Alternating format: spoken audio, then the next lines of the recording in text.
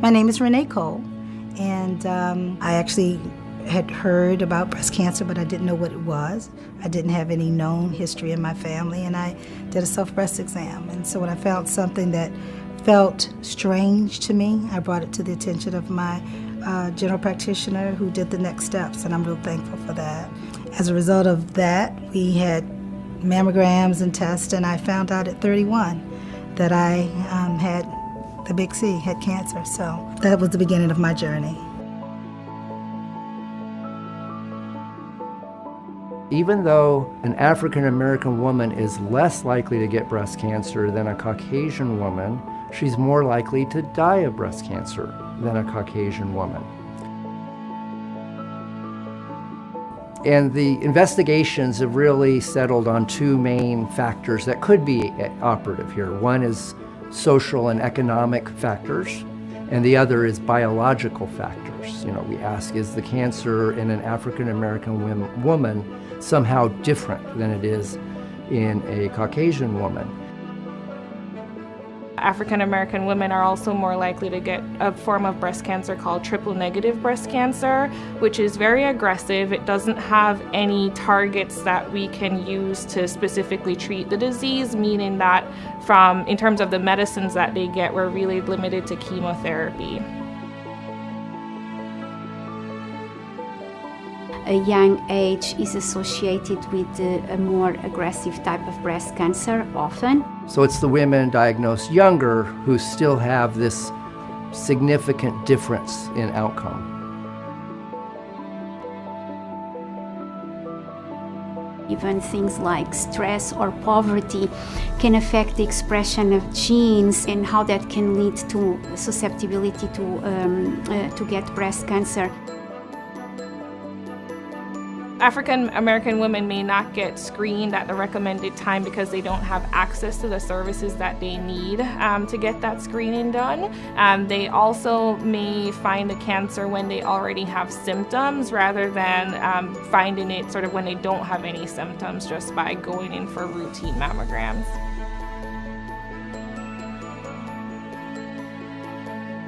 In terms of the screening for breast cancer, I think that the benefits outweigh the risk when we're talking about young, otherwise healthy women that could have a long life after breast cancer if we catch it early. Get your annual mammogram. Find out early. Check yourself. Find out early. Make sure that you know your own body. And then don't be afraid to bring it to someone's attention, because it's about being your own advocate. Go to a healthcare facility where they know, where they care. Build your A-team. I call it my A-team, where people care about you and they see you as an individual and they'll work with you. Be a part of your treatment plan. Ask the questions. Be involved and fight and win. It's only when we don't fight we can't win.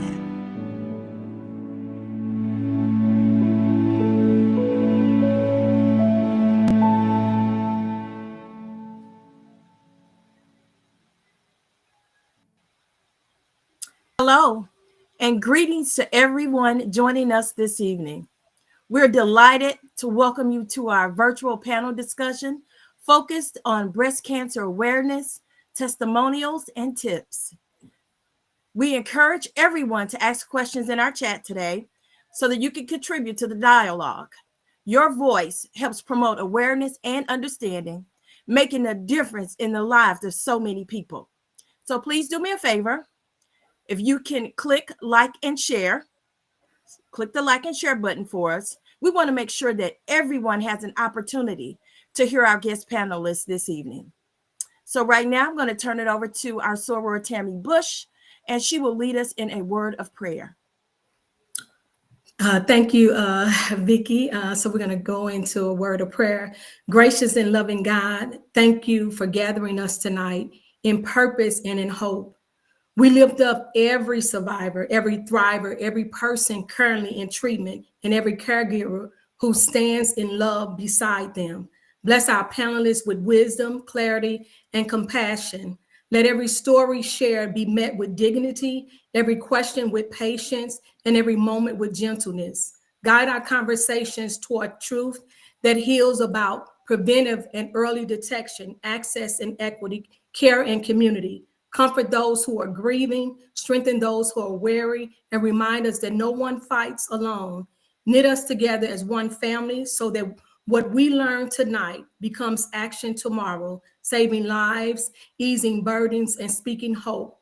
Be present in this room, steady our nerves, open our hearts, and make this a safe and sacred space. We ask this in your holy name. Amen. Amen. Amen. So we are going to get this discussion started tonight. So as an opening tribute, good evening, everyone. Again, tonight we gather not just to talk about breast cancer, but to shine a light on strength, courage, and a power of community. Every face in this room represents a story, some still being written, some scarred with pain, and all marked by resilience. So to our survivors, you are living testaments of faith, endurance, and hope. You remind us that beauty can rise from brokenness and that life after diagnosis is filled with purpose, power, and possibility. You face fear, fatigue, and uncertainty, but through it all, you've kept your faith and your fight. So as we begin tonight's discussion, may this be a safe and sacred space where knowledge meets compassion, where tears can fall freely, and where hope takes root again. Together, we are more than survivors. We are sisterhood. We are a sisterhood of strength, a circle of warriors, thrivers, and believers. So welcome and thank you for being here tonight. So we have our panelists that are going to be coming on tonight, and we're going to ask each one of them to take a few minutes to introduce themselves, and then they can also share their when they were diagnosed with breast cancer. And I know one of the panelists has been diagnosed with several different types of cancers, and she can share that. So we're going to bring on Andrea Rucker. First up will be Andrea Rucker.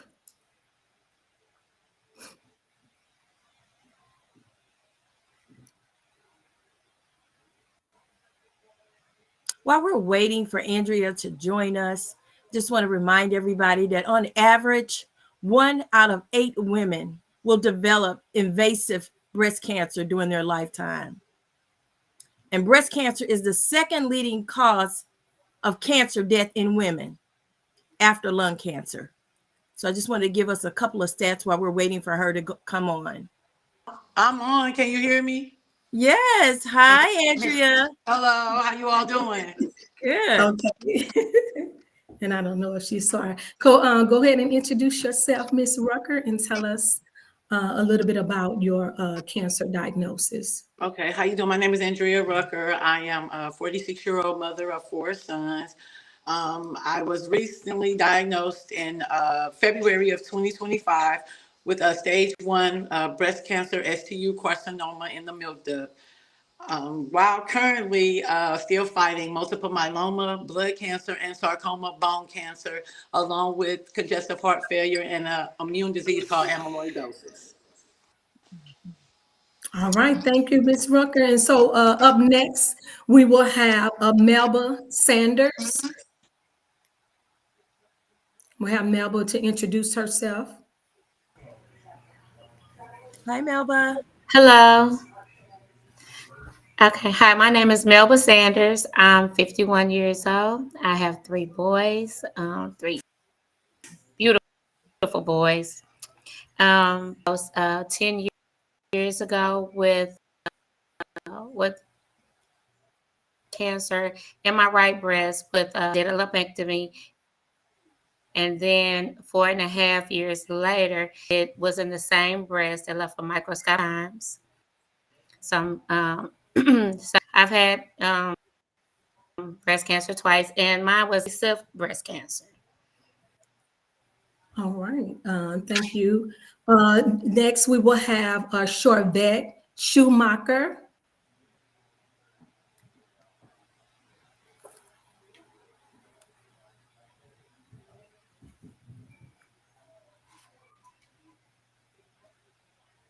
Hi, Chorvette. Hi, Chorvette. Thank you for joining us. You can go ahead and introduce yourself whenever you're ready.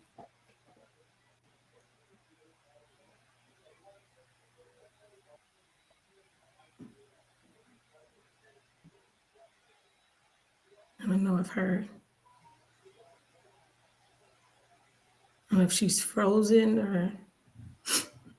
Yeah, we could go. She said we could We call the could go. next. Yeah, we're gonna go ahead and go to the next person until she's ready. Brianka Lewis, she is on tonight. She is a registered nurse, and she can introduce herself. She is not. She's gonna be sharing some information with us. She works in a hospital, working with oncology patients. So she's gonna come on and just introduce herself as well. Unless just tell us a little bit about you, Brianka. Hi, my name is Brianka. I live in Georgia, but I am an oncology nurse.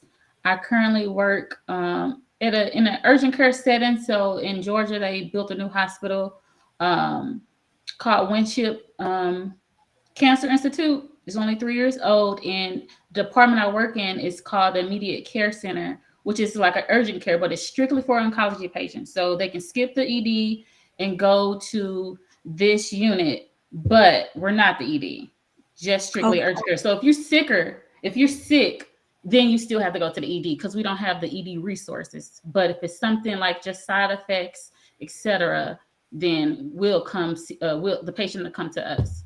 And I also do chemo, which is on a different unit as well. So, yeah. Okay, thank you, Bianca, for joining us tonight. Is Charvette ready?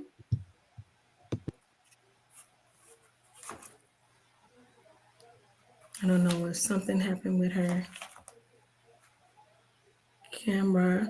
Yeah, we'll give her a couple of more minutes here. Yep. Let's see if we can get her on. Mm-hmm. So while we're waiting to see,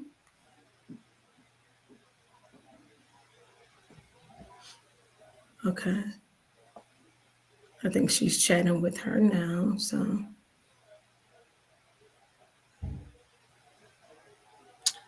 Okay. So it looks like we're going to go ahead and move on with the first question.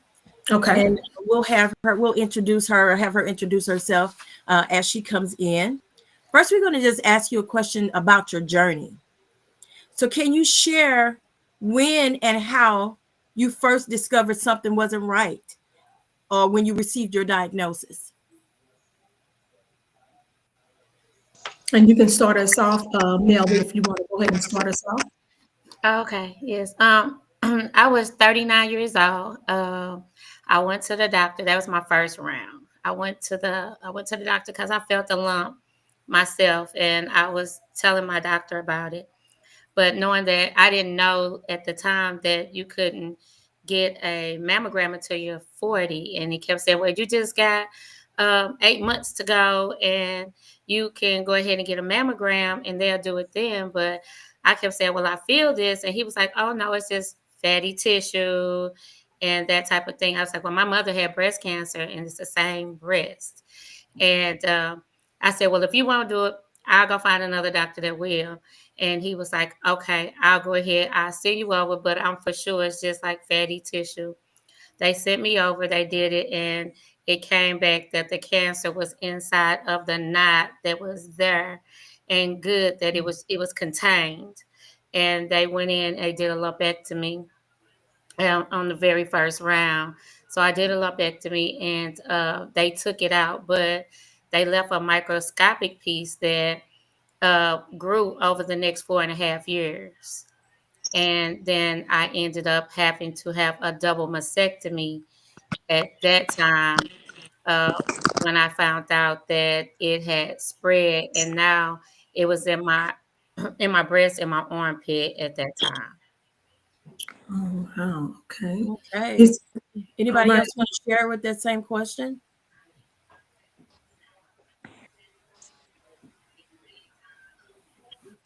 I don't know. Can you all hear me?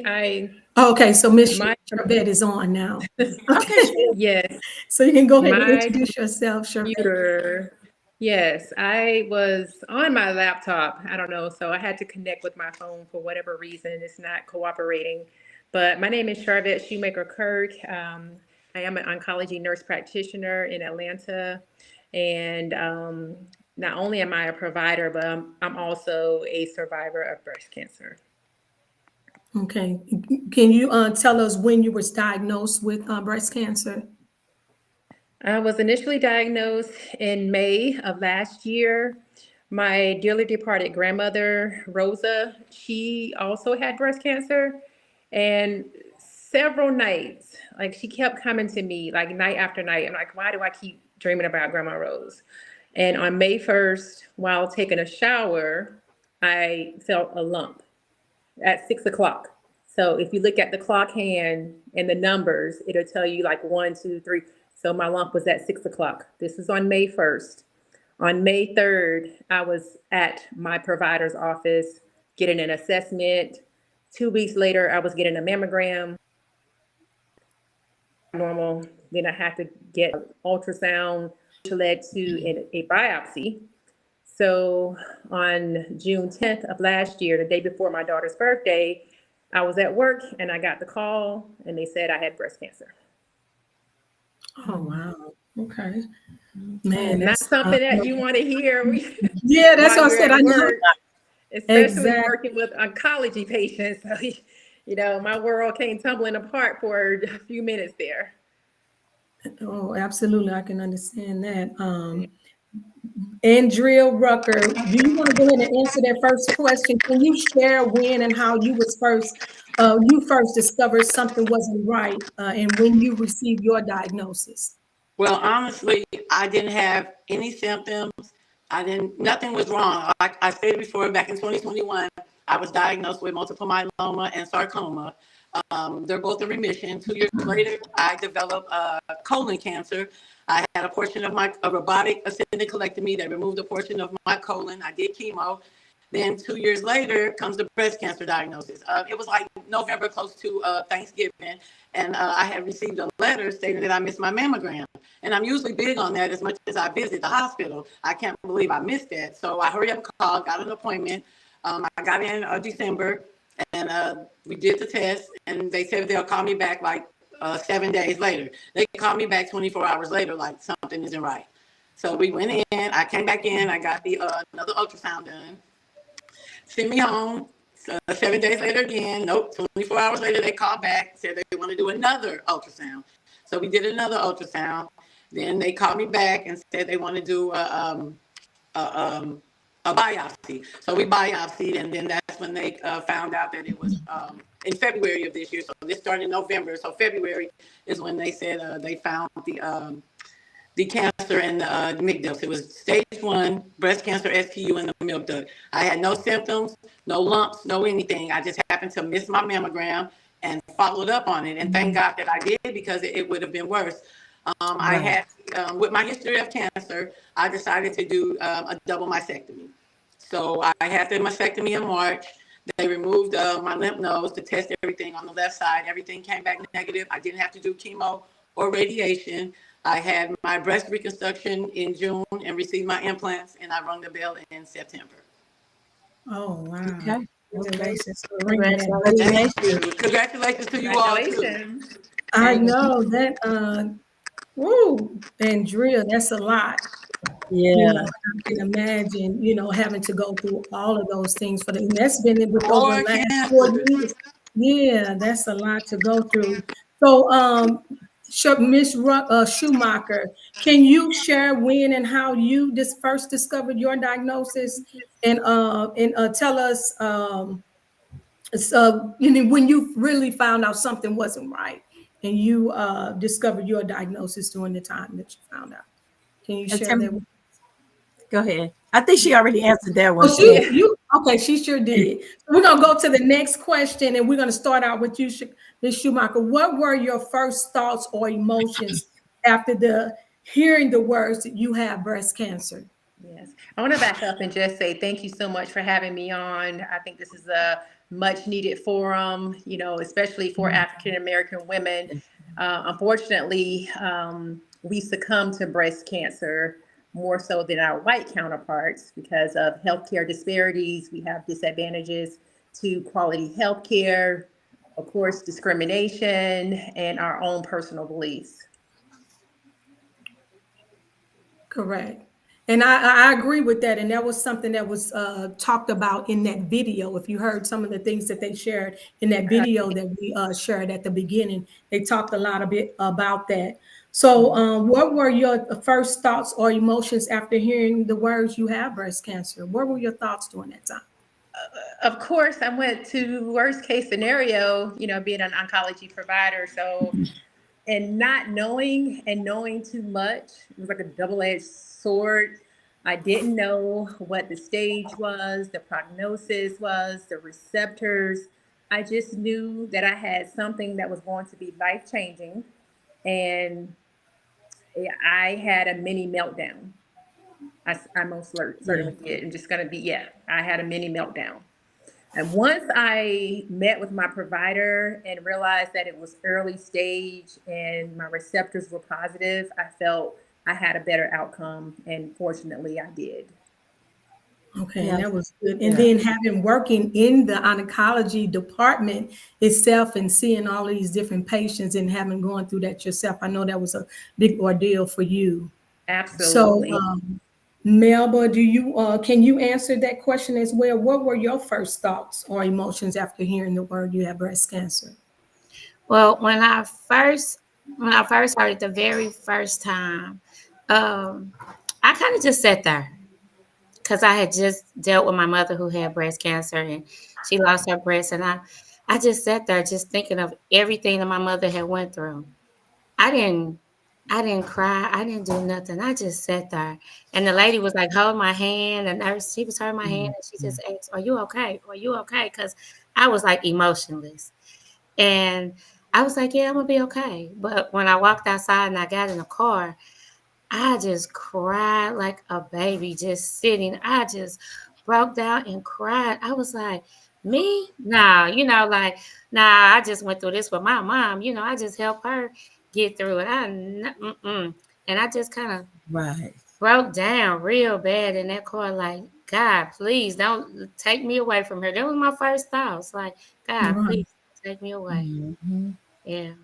Imagine that. Having lost when I lost my daughter, I had that same thing. I couldn't cry, I couldn't do anything. I was just kind of numb at that moment, And later on, I didn't cry for a while, but it was just took me, I don't know. But anyway, we're not going to talk about that. That's not what we're talking about tonight. But anyway, Andrea, you want to let us know what were your first thoughts or Right. emotions after hearing the word? I know you've had several different Woo! experiences. So I Woo! know you had a lot going on. So share with At, us what were it your was thoughts at the after point going through when those hard times? when the first initial phone call came and the screen said SLU Breast Cancer Center, I knew then. I said, Mm, okay, God, here we go again. And I just said, let your will be done. And I prayed and we started the testing. When we got the final diagnosis and they told me, I said, okay, what is my next step? What is my course of treatment? How long do I have? And this is the fourth time now, y'all. What we gonna do this time? This is it for me. No more cancer. And so Right. I did have a meltdown though, because I'm like, okay, I done this 3 times. Like, what in the world is going on for a fourth cancer? I just couldn't believe it. I cried for days, for days, for days, and then I finally got myself together and said, if I can beat 3, I can beat 4. So I Yes. put Yes. the gloves Yes. on and said, let's fight. Right. Because I definitely know that your perspective of the problem changes everything. It's how you look at the problem. If you look at it and you can see yourself beating it, then you can visualize beating and battling cancer. So, Absolutely. and I'm I, just saying that from one survivor to another. and Yeah. I I tell just everybody chose to that. lean into my faith, and that sounded exactly what you all did, to lean into your faith. Right. So yeah, and with that being said, I want to ask a question. Who or what gave you the strength you needed in those early days when you found out? What gave you strength? God. I'll go first. No God. Nobody but God. Yeah. Nobody. Not the kids, not the mamas, the daddy, nobody. I gave it to God first. And then I thought about my boys. I have 4 sons. And at the time of my diagnosis, they were 25, 20, 15, and 12. So I had a lot to fight for. And even with this next diagnosis, with the cancer, the breast cancer, like all I thought about was them and my grandkids. And it's like, That's what I have to lean on. And my support system, you have to have a strong support system. My support Absolutely. system was amazing. From the trips to the doctors, the chemo, from cutting the hair to losing the hair, you have to have someone to lean on. If the fight by yourself will traumatize you, if you try to carry that weight on your shoulders by yourself, it's not going to work. You need somebody. I stress that to anybody. That's why I decided to share my story, because people would not have a clue what people going through if you don't tell them. And people That's today right. do not believe that I have fought cancer 4 times. And I always tell my story. No matter My where God. I'm at, I tell somebody to give My them God. hope. Yes. Yes. Oh, I love that. And what about Amazing. you, Ms. Schumacher? Yes. I'm going to echo Andrea's response with first and foremost, it was God. You know, without him, he's brought me through so many trials and tribulations through my life. I mean, I have no choice but to give it to God. But tangibly, it was my husband and my daughter. You know, if it hadn't been for them, I don't know where I would be. I've had a strong network of great friends and families and coworkers. So, yes, but first and foremost, God. I've been very fortunate. I see people, Andrea was saying, you know, not everyone has someone to lean on. I see Right. patients that come into the clinic every day alone. They don't have anyone. And it's a sad situation. So you need to have faith and you need to have a strong network of supporters. Absolutely. And that was one of the reasons that I asked Brianka to come on to share a little bit about that, because some people, like you said, they don't have a support system. And they definitely, in this, when you're fighting this type of thing, you need someone there to support you. So Melba, what was your, what do you have to say about that? Who gave you strength in those early days? In my first round, I would say it would have to be my youngest son. My 10-year-old, he was 10 years old at the time. He's 21 now. He was 10 years old, and he would make sure he got to the bathroom, walking me around, getting me around. But it wasn't nobody but God to start it off, though. But that young man would put me on his shoulders and move me around like, like I just think about it now, and I'd be like, that he was so strong, Yes. and just to be there to be able to help me like he did. And Right. then I would say my dad. My dad, who was my stepdad, but he was my dad. And he was going to every one of my doctor's appointments with me. He would talk to me all the time just to give me encouragement, because we had lost my mom by this time. And my dad made sure that he did not miss a doctor's appointment and always was there. And during my time of fighting, I didn't know that my dad had cancer. Mm. He did Wow. not tell me. He just, that was my second round of going through my cancer. He did not tell me that he had cancer. He just put on a good face and was just coming with me. I saw him losing weight, but I'm trying to survive at that time. And so I really didn't even pay attention to how my dad was just like fading away, but he was there. He was there. And during my second one, my family, when I mentioned Okay. my family, oh my God, when I found out I had it again, when Mm. I say my family showed up and showed out, and my Um, community came together. Oh, Ooh, my what a blessing. community pulled together for me in ways that I would have never even known. Like they was really just pulling up and organizing events and just doing everything. My friends, my family. that's Oh good. Lord, that second one, the Yes. first one, I was more so to myself with that first one, but that Yeah. second one. Oh yeah, it was out there. The community really showed up, and I continuously tell them thank you, because when they say it take a village with your children, it take a village when you're going through anything in life. And I must say they pulled together for me. And Amen. that's really good. Amen. Can I quickly ask, and I don't necessarily have to have all of you all, or if all of you all, you may have just share one. Was there a scripture that you all held on to that helped you get through this too? A particular scripture that you can share with somebody, even if you know that you held on to, because I know a lot of people would say that this scripture is the one that helped me get through. And it could be you, Vicky, too. You might have something you want to share. Well, Anybody? I didn't have a scripture, but Okay. I was reading the Bible, just Okay. reading and into the Bible. I didn't have a particular scripture. Uh, Okay. mine happened. My other one happened during COVID, and Okay. I stressed myself out so bad. I sent myself to the hospital because I'm like having surgeries after surgery. I had 10 surgeries, and having surgeries and then going through COVID, it just made me lean more into that Bible, and I leaned on it, but I did not have one One particular particular scripture. one. Okay. Just understand. It's good. Charbet, it Anybody? looked like you was getting ready to say something. You want to go ahead? Oh, I was gonna say I don't have a particular scripture, but I knew that God would only put so much on me, you know. Mhm. And I have this affirmation that I say all the time, Okay. and this too shall pass. I say that all the Mhm. time because you know what doesn't kill you can only make you stronger. Mm-hmm. Absolutely. As somebody listening out there might need that, and that's why I brought that up. So, Vicky, you want to go ahead and do the next?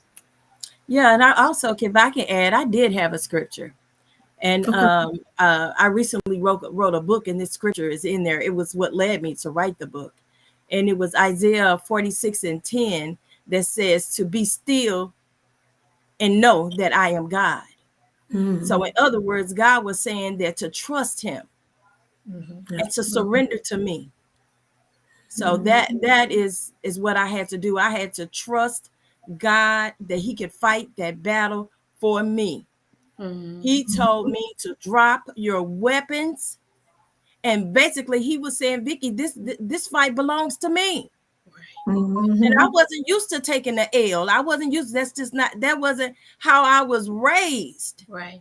So Right. it was like, when God, it's a difference when if the police tell you to drop your weapons, you're gonna drop your weapons and surrender. But it's another thing when God says, drop Mm-hmm. your weapons, because I got this. This fight is mine. Mhm. So basically that's what took me through, is just trusting him. And I had to say, Lord, there is nothing I can do. Mhm. So I had no other choice but to trust him. So, Right. okay. And then I can go to the next Shared question. that. I went That was on, one of the and scriptures I wrote I had down to for go strength ahead. and That's courage. okay. Yeah, for strength and courage. Isaiah That's 41. right.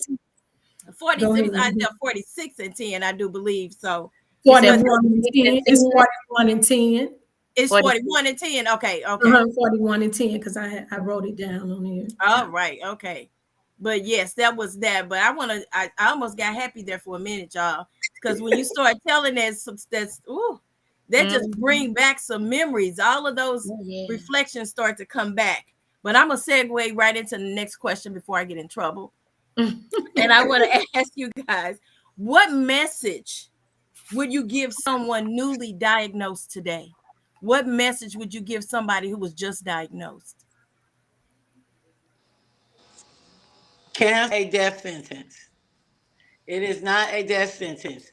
Cancer can have you, but wait a minute, what I always say, I have cancer, but cancer don't have me. Fight. Hey. Do your research. Get multiple opinions. Get multiple opinions. Do your research. Fight. Fight. Do not give up. Fight. I That's like all I that. can say is fight. And lean Mhm. on God. Lean on, that's first Right. and foremost. Give it to him first. Give it to him first. Absolutely. Then put it in the hands of the providers. Absolutely.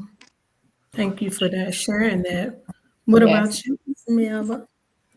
Mine would be um, not to take what they say, because I was told I didn't need the mammogram.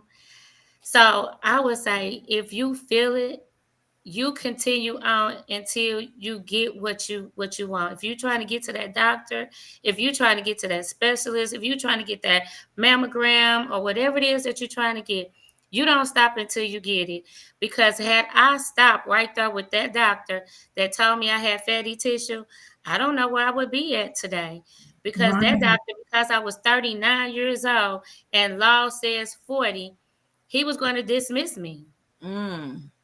So, you have to fight. As she said, you have to fight and you have to continue on. And if you know something is not right, which I didn't know something was right, but I just know I had a mother who had cancer in the same breast. And I kept saying, nah, I got to find out. I need to find out. So I would say just continue on and don't let nobody tell you that if you feeling something that you need to stop there. Right. Keep going. Right. Absolutely. Yeah, so just like Andrea said, cancer is not a death sentence. There have been so many advances in the avenues of cancer, especially breast cancer. The treatment isn't as harsh now. Women are living longer, and there are better outcomes because of technology. So, I'm sorry, Malia, is that your name, Malia? I'm sorry. I have on glasses and still can't see. Is it Melba?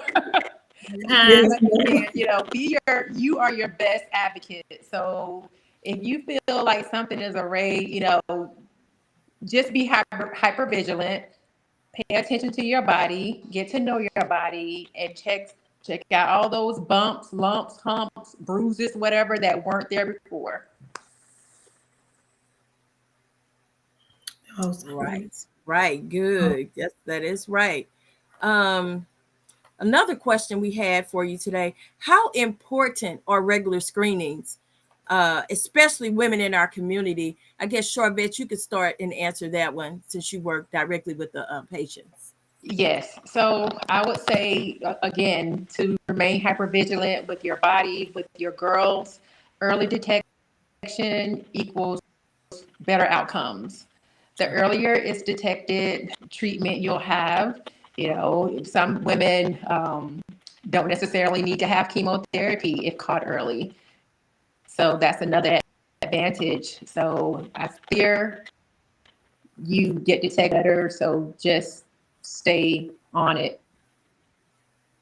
Watch out for your friends. And also, let's not forget the men, because men are also affected by breast cancer. It's not just women. Right. I don't know if you remember Mr. Richard Roundtree back in the day, who has gone on to glory but had breast cancer.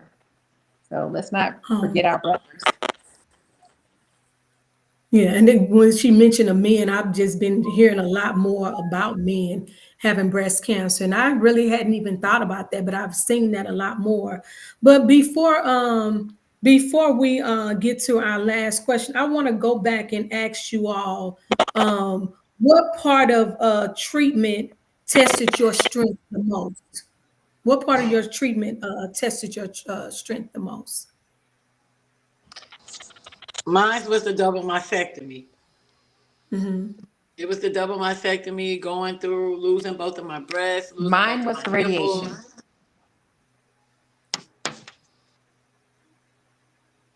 And Ms. Schumacher said the radiation was. Mm-hmm. So when it comes to radiation, so you can either do chemo or radiation or both, or do you have to do the radiation?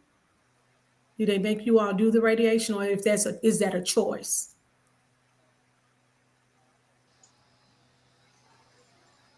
I didn't have to do either of them because my lymph nodes tested negative, so I didn't have to do any chemo or radiation, and because I chose to remove both of my breasts, so I didn't have to do either one of them. If I didn't choose to do the double mastectomy and do the lumpectomy, I would have had to do chemo and radiation.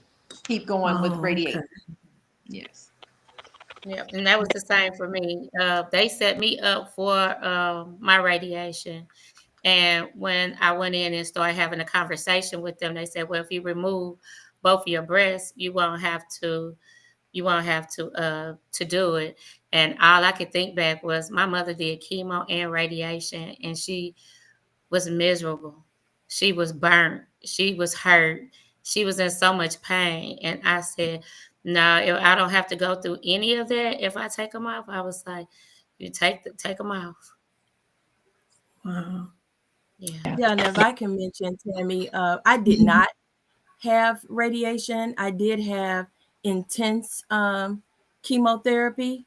I didn't have radiation because by that time I had a heart attack from one of the chemo drugs that they gave me, doxorubicin.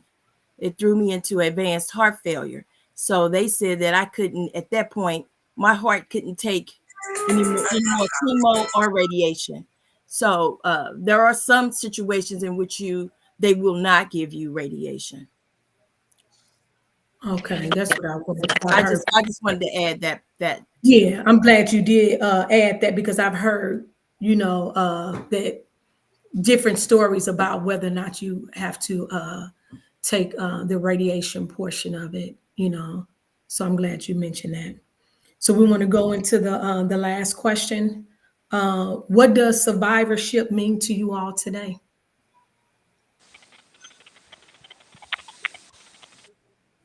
Melville, you want to share what does survivorship mean to you today? Surviving for me is I organize breast cancer walks now.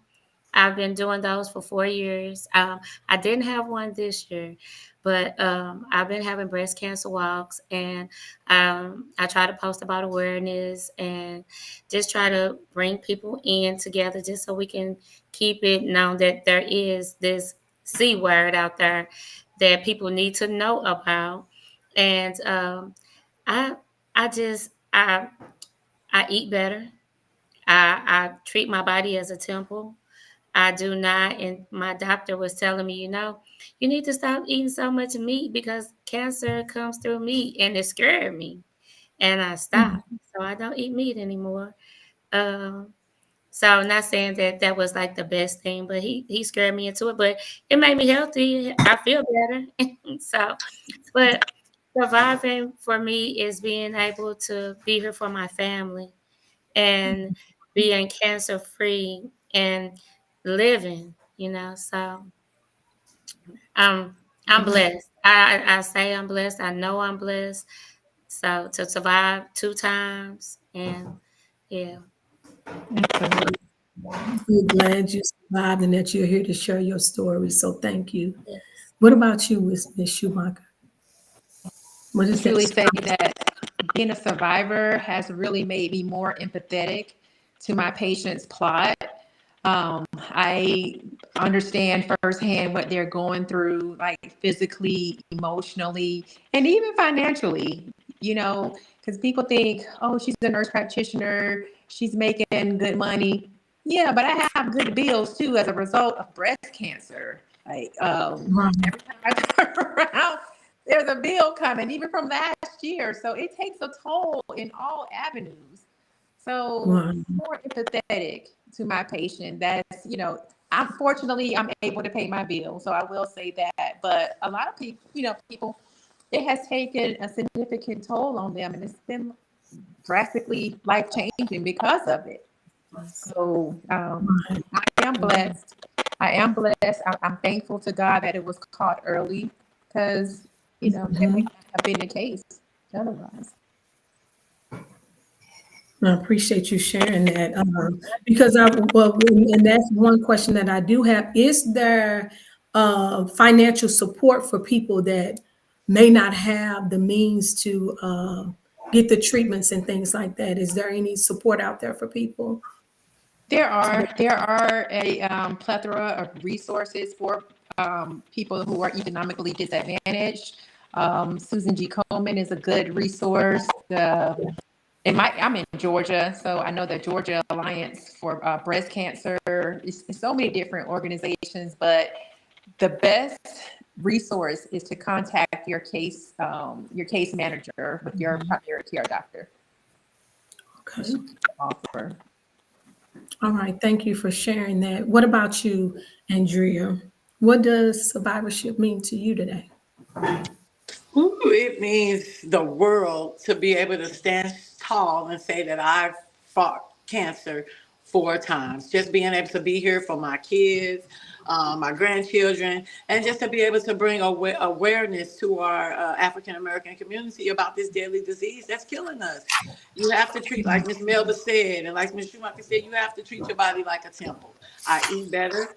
I exercise, I stay busy, and you just have to be able to learn how to live through it all. The financial strain, I definitely understand. I was forced to retire after 22 years at the post office because of cancer, and now I was used to getting the check every 3 months, and I mean every 2 weeks, and now I'm on a fixed income. So things like that, and even before then, just having to balance your life.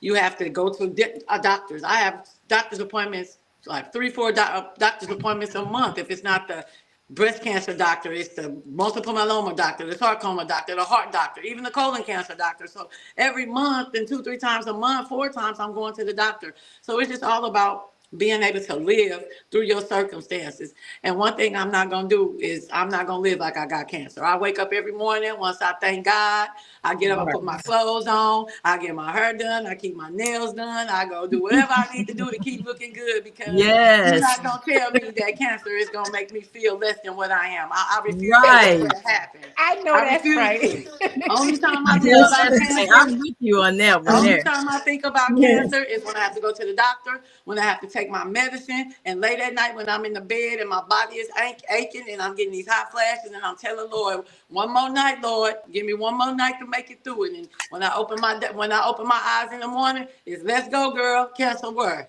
I refuse to let it win, and I'm not. Absolutely. And that's the I, attitude I want to give yeah, Absolutely. to like she everyone said, them out here. snap. Yes, Everybody that that's is good. watching, you do not Yes, have I to love live like you have cancer. I don't care if I yeah. lose my hair again. I'm gonna find a fire wig. I'm gonna give me some inches. I'm gonna make sure I look good while I'm fighting this disease. Right. Yes, I Right. love that, Miss Andrea I Rucker. love it. And that Yes. leads Not us to to mention the chemo and the steroids done got me a little thick, so I done got a little booty behind and some little boobs. So baby, cancer ain't failed me at this point. right. Right. All right, Right. that's the way to fight it, right? Good. I love Now, that. we have a They're question in in the the chat chat. saying that's right. Yeah, we have a Yeah. question. Post chemo, did anyone lose taste buds, and how long did it take you to take to be restored your taste buds? Not through Post breast cancer, chemo. I didn't, but through colon cancer and the myeloma, through my stem cell transplant, I lost taste. I lost smell. I couldn't even reach in the freezer to grab a cold glass of water, and anything it would burn my hands. So chemo, it just all depends on the type of chemo you go through. When I had my stem cell transplant, I lost all my immunizations that I had got since birth. So I had to get all my baby shots over. It took me 2 years to get all my shots back. Mm. Oh wow. Man, I've never heard anyone say that. What about you, Miss Melba? What was the question? I'm sorry, Tammy. Post chemo, did any one of you all lose taste buds, and how long did it take for them to be I, restored? I didn't have chemo or radiation. Okay, so she didn't. What about you, Miss Schumacher? Did you lose any taste buds? Lose your taste buds or anything? I think that question was directed to me. There seems to be like some connectivity issues, but I did not have chemo. But I will tell you that chemo does change your taste receptors, and they gradually come back, but most patients have to do modifications to their food in order to make it more pleasing, because if food doesn't taste good to you, you're not going to eat it. And that's when most people lose weight Lose the weight. and become weak. Because you have to have your strength when you're going through chemo. I know for sure. I've For heard sure. people say that. Anything you want to share, Miss Vicky, having gone through breast Yeah, cancer? I actually lost my taste buds. I did. Everything Okay. tastes like metal. I really meat just didn't taste good, and certain foods just didn't taste good. And I'm telling you, it almost took me like about 2 years almost to really and some stuff I still can't taste really good. But for the most, it took some time for my taste to come back. Okay. So Before, and I'm not sure if Brianka is still out there, but before we get to her, is it anything, Melba, Miss Rucker, or Miss Schumacher that you want to share before we get to asking Brianka a few questions? Is there anything that you all want to share in closing? Yeah, I do. We're going through that the breast cancer, when even though it was stage 1, I still ended up where I had to have a hysterectomy as well. Oh, Uh, yeah, my stomach, I don't know what it had my stomach. I looked like I had a 9-pound baby when they went in there. My uterus was literally swelled all the way up, and yeah, and it had affected when I remember I told you I had it the first time. We came yes. back the second time, and it was still in my breast. They had the I put a breast cancer sign in there just to show where it was at. They came back and it was like one pink and one blue right on top of each other. When they went in and they couldn't figure out like why my stomach was so big, because I'm a little person. And they Right. kept saying like, why your stomach so big? Why your stomach so big? And my primary doctor missed it. Mm. And they did not discover it until I got over after I already had my breast removed. They still didn't discover it until I got to I got over to St. Louis to Barnes, and I was with the doctor who was redoing my breast, and he started asking me questions about like, was my stomach always big like this? And I was like, no.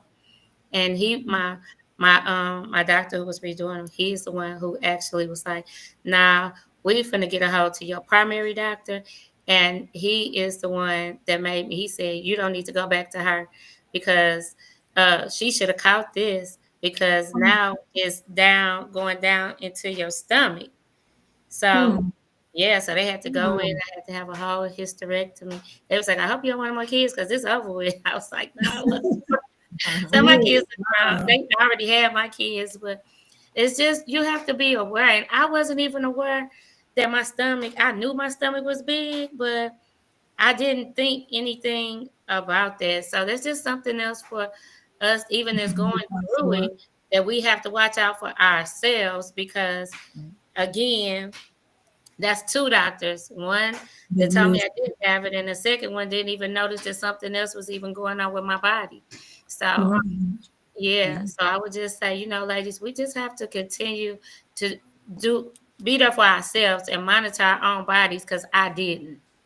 Right. Getting your regular checkups and all of I that. was getting a regular checkup, but my primary doctor did not know something else was going on with my uterus, and yeah, and they had to take it. They took it out, but they said once they did that, I would be okay. Okay. Yeah. Well, good, you still here And I with gotta ask us. Mr. Brett, have you ever heard of that before? Is she gone? Melba, this is a perfect setting. Can you hear me? I can't hear. Hear me? Yeah, it's kind of breaking up. It's kind of breaking up.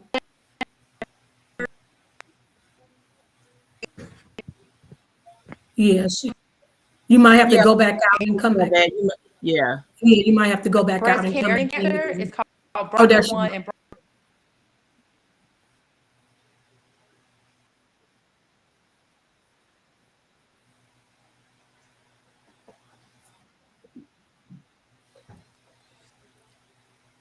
Yeah, Miss Schumacher, you might have to go out and come back in. Andrea, while we're waiting to see what's going on with her connection, is there anything that you want to share? Yes. For Just those to that fall are back on listening. what Ms. Melba was saying, you have to advocate for yourself. You have to get tested. You have to listen to your body. You have to know because your body tells you when something isn't right. From the beginning, what started out what I believe was carpal tunnel and I had both of my hands operated on from working at the post office all along was cancer. And I had no idea. And I let one doctor, with the myeloma and the sarcoma, we thought it was carpal tunnel. So I had both of my hands operated on. The pain was still going up my arms just because my PCP at the time was so stern on she doesn't do workman's comp, thinking I was looking for a workman's comp claim. She's sending me to all these specialists. I'm getting spinal taps and cortisone injections until my health started deteriorating and declining. So my mom took me to SLU, and I stayed in the hospital for 14 days, and that's when they came with the cancer. So it's like you have to get multiple opinions. Even with the colon cancer diagnosis, I was having real bad diarrhea, and they kept telling me it was the side effects from the chemo, from the myeloma and sarcoma. And I kept telling them, no, this is not right. So they told me to reach out to a GI doctor. At the time, SLU didn't have anything open, so I asked for a month. So I asked them, can I go to another network? I called WashU. They got me right in. We did testing, did a colonoscopy. I got colon cancer. So if I did not advocate for myself after the carpal tunnel misdiagnosis and the colon, and the diarrhea, I probably wouldn't be here.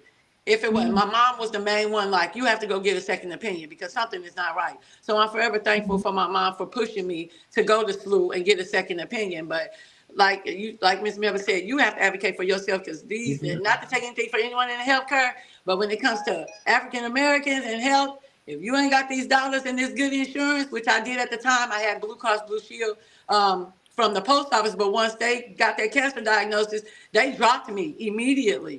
Oh, wow. Immediately, I had to get on Illinois Medicaid in order to get treated, in order to get my stem cell. And then at the time for my stem cell transplant, they end up not wanting to cover it, and I had to go on and go through a whole lot of stuff, but I end up getting it done. But if we don't advocate for ourselves, we are in doomsday trouble.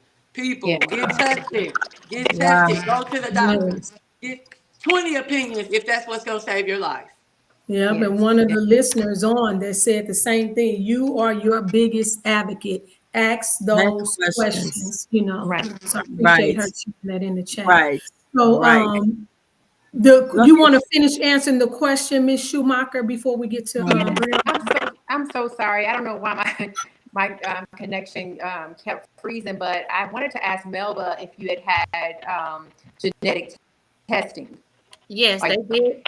They did that, and they said it was no genetics that played a part in. Yeah.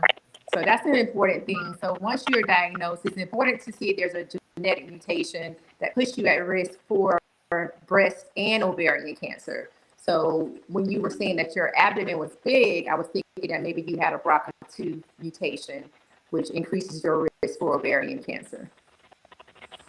Okay. All right. Well, we want to thank you, ladies. On the genetic testing, I mean, I had the genetic testing done too, and it came back negative, and they are still so amazed on where all these cancers are coming from. But I did have the genetic testing as well. Did they say your cancer was metastatic? I mean, which one? When you had your breast cancer, was it, did it have the potential to travel other places? Because I know did. Yes, ma'am. And I was at high risk for it. That's why I decided to remove both of the breasts. Okay. Yes. Well, we definitely thank you all for your.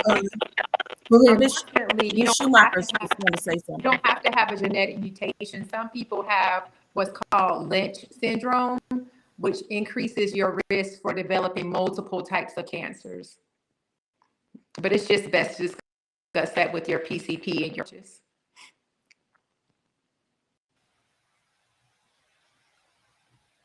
My niece Brianka on tonight, and as she shared before, she works in the oncology department, and she works with Ms. Schumacher, right? And so I wanted to ask her, what inspired you initially to become a nurse? What led you to want to work even in the with cancer patients right now? Well, this is a funny story. I didn't want to be a nurse. Okay.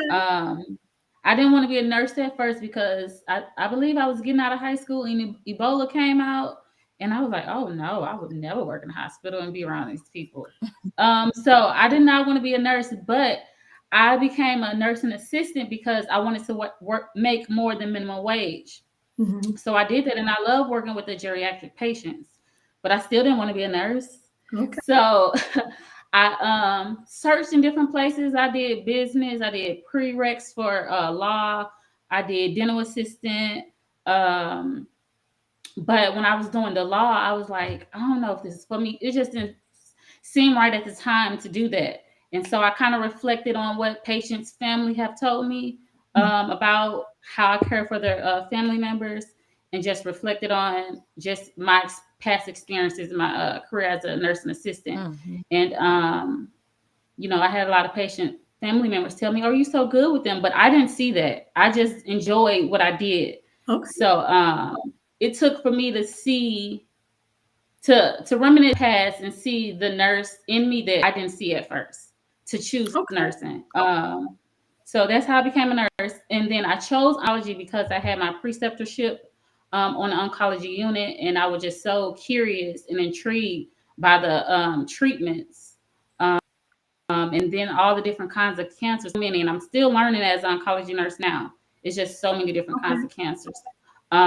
So that's why I wanted to be a oncology nurse, because of my experience working, doing my preceptorship there on Okay. that unit. Okay. Um, And so I can see her compassion in action here. So, what does a typical day look like for you, Brianka, when you're caring for the patients in either chemo or radiation? When you're dealing with that, what does a typical day look like for you? so every day is different, but both chemo and radiation can have a negative and positive effect on the patients. I mainly work in an urgent care setting strictly for oncology patients. So I see a variety of cancers, like Mhm. just weird stuff. Mm. But breast cancer is one of the most seen types of cancers. Okay. Most of the patients come to us to help manage the side effects of the treatments. Um, Most of the time, it's like IV fluids, getting imaging done like CAT scans or X-rays, managing pain and nausea, and possibly admitting them for further evaluation if what we don't isn't enough. And on a chemo floor, some of those days are long. I sat up there for 8 hours sometimes giving Mhm. chemo, or their labs are abnormal. We got to give blood, or their electrolytes aren't meeting the requirements. So we got to give magnesium or potassium. So it's like a lot of different things that you see on a different basis. But every day is similar, but it's different. Okay. And so when you do that, Brianka, how do you help the patients that are dealing with the side effects? Sometimes I can see that they probably go through some emotional struggles. How do you help them deal with that and go through that?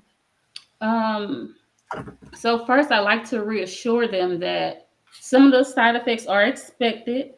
But I also inform them to seek medical advice if they're like at home, Mhm. knowing when to get help is above 100.4, like knowing when to educate them on that. I also express whatever emotions they are feeling and try my best to give them the care that they need to feel better in some way, whether it's spiritually, emotionally, or physically, a hug, or just time alone. But I often compliment maybe the spouses or their support system that come in. Like for an Mhm. example, I had a patient that came frequently with his wife, and one day she's always been great, but one day I'm like, "You're so good. You're such a great wife. When I become a wife, I want to be like you." And she's like, "Wow, thank you. I needed to hear that." She's like, "I was having a hard day, and I thought I wasn't doing good today. I thought I wasn't being a good wife today." She's like, "So Mhm. I really needed to hear that." So I do that a lot when I feel that. Mhm. I But love it. but I notice just listening when a patient is frustrated or Mhm. crying sad, Mhm. just listening helps them a Okay. lot. I love that. Yeah. Oh, she sounds like a good nurse. I would want her on my team, right? Most definitely. Sound like a nurse. Yeah. That I was know in I'm my already like, if I go through, that's who I want in the room, right? So right. what's Bree is an something you excellent nurse. learned She's an Bianca, from excellent your nurse, Miss Charvette. I said Bree is an excellent nurse. She's an asset. We're lucky to have her on our department. Oh, that is so good. And here you go, Oh, thanks. Bianca. What's something you've learned from your patients about being resilient? What have you learned from your patients? I've learned that a lot of cancer patients do not look what they go through. Like Andrea, all y'all, Melba, Charvette, Vicky. I learned that if I saw y'all in the store, I would never know. Especially Andrea, I would never, because you look beautiful. All y'all look beautiful, but you don't look like you had cancer 4 times, not even once.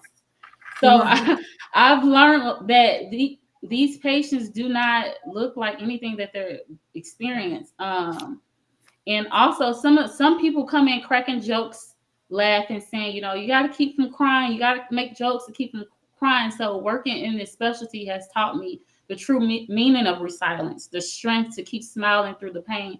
And also it taught me the real definition of gratitude. Working as an oncology nurse shaped me differently as a human being. Like I view the world differently now. I'm so grateful because I haven't had cancer. I'm thankful for that. I'm healthy. You know, I don't really have any health issues. So that alone, I can't complain about nothing. Like you will not hear me complain about anything. If I do, it's for 1 second. So So how do you, I have a quick question for you. How do you care for your own mental and emotional health while you're doing this type of work? Yes. So I try to go get a complete self-care day. I'll get a massage at least once a month. I'll get a massage, facial, and I'll take myself to like a nice restaurant and sit at the bar. I try to take a vacation at least once a year, but truthfully, I'm still trying to find other ways to care for myself emotionally and mentally because outside of work, I still have life, challenges within itself like everybody else. So every day is a journey, but those are some of the things that I do right now. Yes. The last question. I'm an avid reader, so I'm a member of a book club. So I embrace my sisterhood. It's more than a book club. It's really a sisterhood, ladies on deck. So I'm an active participant in that. And of course, I pray and I meditate. So that's what keeps me going. That is awesome. Vicky, you want to ask the last couple of questions for Bianca, and I'll close it out. Sure. I'm gonna skip around here. But what gives you hope for the future of breast cancer treatment and recovery? I'm encouraged by the increasing number of Black healthcare professionals, advocates, and survivors like the ones we have on here now, who are using their voices to educate the communities and push for equality in care. Also, I have hope for the advances in genetic testing, the target therapies, and the outreach programs that we do have. I believe more Black women will not only survive breast cancer with the technologies that we have today, but also thrive like the people we are looking at right now. Yeah. Okay. All right. Good answer to that. Go ahead, Tammy. No, I was. Are you going to ask her one more question, or are you? Yeah, I was going to ask her what message would you share about early detection and community awareness? I would say get familiar with your body, identify what's abnormal, utilize free screening events because it's some that I know they have like men, they have with where I work, they have a prostate like truck now. It's new, and they take this truck to like some of the Falcon games. So utilize those free resources. and also talk with your peers and family members about cancer. Yeah. Okay. Wow, this was absolutely amazing. And Brianka, I don't know, she and I had, I talked with Brianka, she was here maybe about a week or two ago, and you shared something that you was interested in doing. And I don't know if you would want to share it on here tonight on something that you're interested in doing for this particular population. Okay, yeah, I'll share it. Yeah. So, for a long time, I wanted to get in real estate, like before I was a nurse, like 19 years old. But and since I've been in Georgia and I've been working, I'm like, oh my God, I feel like this isn't enough. I'm just going to work, coming home. Like I'm not living out my purpose. That's what I truly was feeling. I complained about it since I've been here. I've been in Georgia since May 2023. But a couple of months ago, I got a new goal to work towards since I finished nursing school. That was my goal, and I'm done with that now. That was like 4 years ago when I did that. Now I have a new goal, and I want to. I'm going to get some land and build duplexes for oncology patients that have to travel, because we do get patients that travel hours away to get care, and some of these people have to get stay, like get hotels or find somewhere to stay just to get treatment. So I'm going to get some land, build some duplexes for those people that have to travel, that don't have anywhere to stay closer to their treatment in Atlanta area. So yeah. Yeah, awesome. I thought that was amazing that she wanted to do that. My mama was like, you should have a chef. I'm like, a chef? I'm like, that's too much. But after thinking about it, I'm like, maybe that would be nice. Maybe get a chef, because I became friends with one of my patients, and he's been losing his teeth. So he really don't eat much because his teeth have fall out. So like if I did have a chef, maybe that he can come cook him something for the week or something, a puree diet, something soft, so he can be able to eat good food or try to at least something. So yeah. Well, to close this out, this has been amazing. We appreciate you all coming on, sharing your stories. And is it anything that you want to share, Vicki, before we close it out? Only thing I wanted to share, and I think this is going to make us go back a question or two, but I definitely agree and concur with everybody. I do think you should definitely be an advocate for yourself. And I'll definitely say, ask questions. I don't think I knew what questions to ask. All I knew was that they said I had cancer and I wanted them to kill the cancer. I didn't know to ask about my heart, and I didn't know I read all of the side effects that they give you on the piece of paper that lists all the side effects to the drugs that they're giving you. But I would say definitely make sure you read everything that they give you and ask questions. There is no crazy question when it comes to something of this magnitude. So ask questions. I think that had I asked questions, I probably would have asked them, do you check, are you going to check my heart, or something like that. So that's what I would say, is to ask questions. Yeah. No matter how small it is, just to do that, because you'll fail yourself if you don't ask those questions. So that's what I would end up with. And I'm just glad to be here, and I'm glad to be alive. I know I'm supposed to be the moderator today, but there's no way that I can be on this panel and not say something that I feel so deeply about. I'm so passionate about, because I've lived just like each one of you ladies. So that's kind of what I would say. I want to say thank you for joining us. We all have to continue to work together so that everybody can get this information. Absolutely. Okay. And as we're seeing in the chat, good comments. They're praying for you all. There's, they said how well the panelists have done. I don't know if you guys can see the stuff in the chat, but I'm going to share this as we come to a close of this evening. My heart is full. What we've shared tonight has been more than information. It's been inspiration.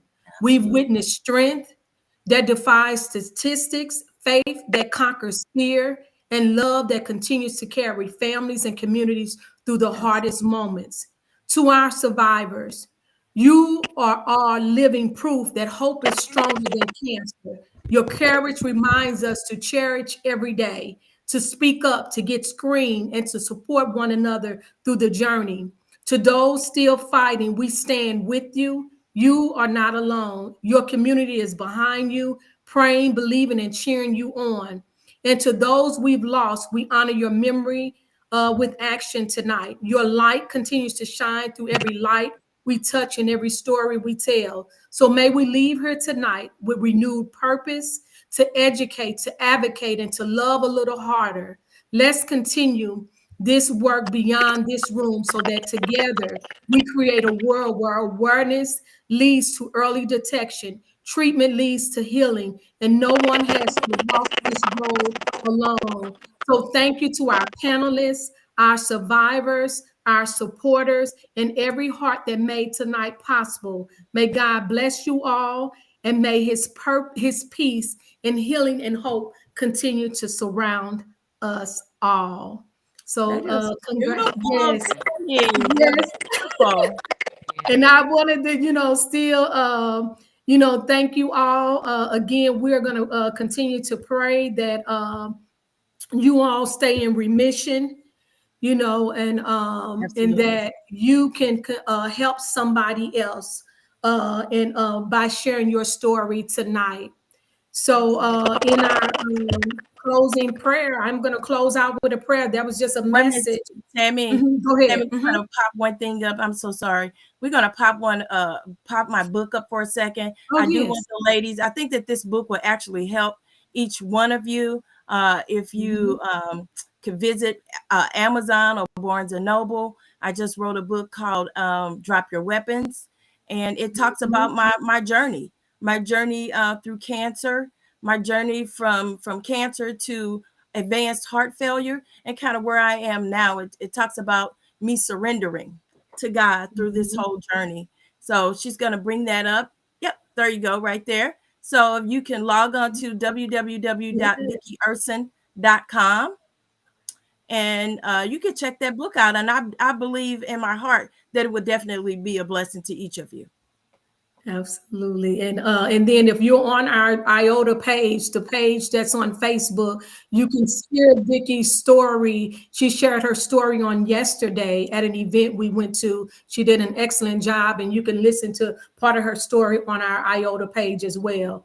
So let me close us out by prayer. Yes. God of all comfort and courage, thank you for what we have heard and felt this evening. The wisdom shared, the tears honored, the hope rekindled. Bless our panelists, clinicians, researchers, caregivers, and every warrior facing breast cancer with renewed strength for the journey. Seal the lessons learned tonight into our minds and move our hearts to act with regular screenings, compassionate support, generous advocacy, and persistent faith. We remember those we have lost, and we carry their light forward. Surround every family represented here with peace that steadies, love that sustains, and community that shows up. As we depart, grant traveling mercies and a spirit of unity that continues beyond these doors. May healing, equity, and hope abound. In your name we pray. Amen. So again, thank you all for being here. Thank you, ladies, for joining us. Thank you so much. And be blessed. Have a great night, everybody. Thank you so much. Great job.